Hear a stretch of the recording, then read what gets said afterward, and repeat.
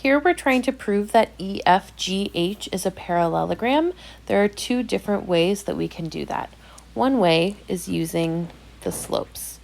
So I'm going to write down the slopes of all four sides.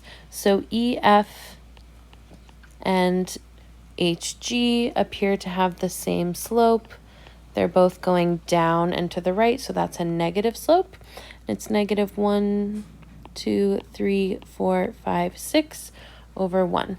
So that's GH, negative 6 over 1, and EF, that segment also has a slope of negative 6 over 1. And now I'm going to look at the other pair of sides, which should be the same slope. I still always need to check that though. So this is also a negative slope because reading from left to right, the segment is moving down. So this is going down 2, right, 1, 2, 3, 4, 5, 6, 7, 8, 9, 10, 11, 12. So that's GF is negative 2 over 12, which simplifies to negative 1 over 6. And we see that that's the same for segment EH as well, also a slope of negative 1 over 6. So these slopes, because the opposite sides have the same slope, that means the opposite sides are parallel. So that's the property I'm using here. So now I'm ready to write my proof. Let's do this in purple. So I'm going to say EFGH is a parallelogram because, and now I want to include the property that I have shown here that I'm proving. So the property is that opposite sides are parallel. Because opposite sides are parallel,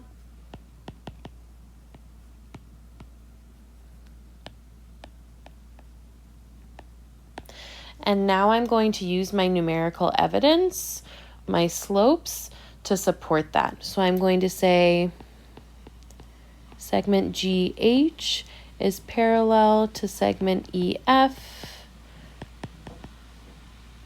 They both have slope negative 6 over 1. And now the other pair, segment GF, is parallel to segment EH. They both have slope negative 1 over 6. And that is one method to prove that I have a parallelogram, focusing on the fact that opposite sides are parallel. But that's not the only way that I could do this. So another way would be to prove, we'll just erase this. Okay, let's go to our other method. Instead of slopes, now I'm going to use the side lengths because opposite sides are not only parallel in a parallelogram, they are also congruent.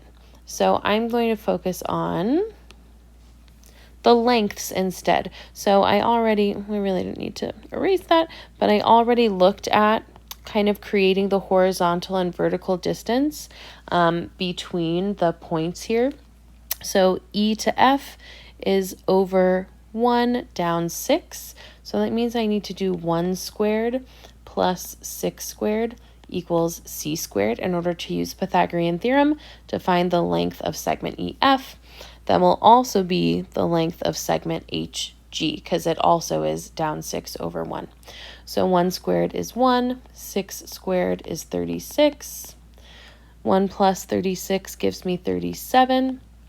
And to get C instead of C squared, I need to take the square root of both sides. So that means that segment EF has a length of radical 37, and segment HG also has a length of radical 37. All right, let's look at the other pair of sides. So that one, if you'll remember before, was going down 2 over 12. So I need to do 2 squared plus 12 squared equals C squared for the other set of side lengths. 2 squared is 4, 12 squared is 144, and that sum is 148. So that means I need to take the square root of both sides to find the length.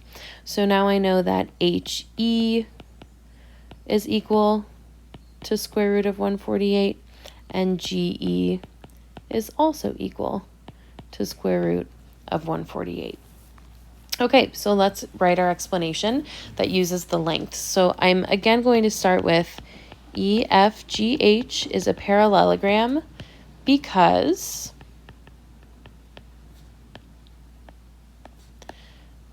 and this time the property we're using is that opposite sides are congruent.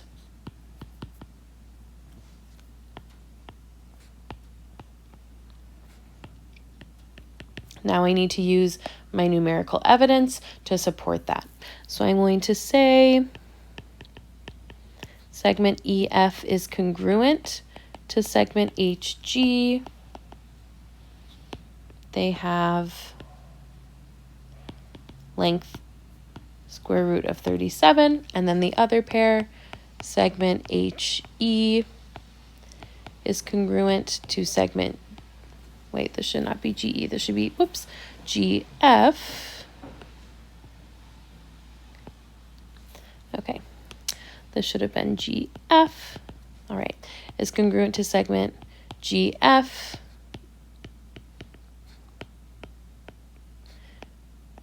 Both have length square root of 148.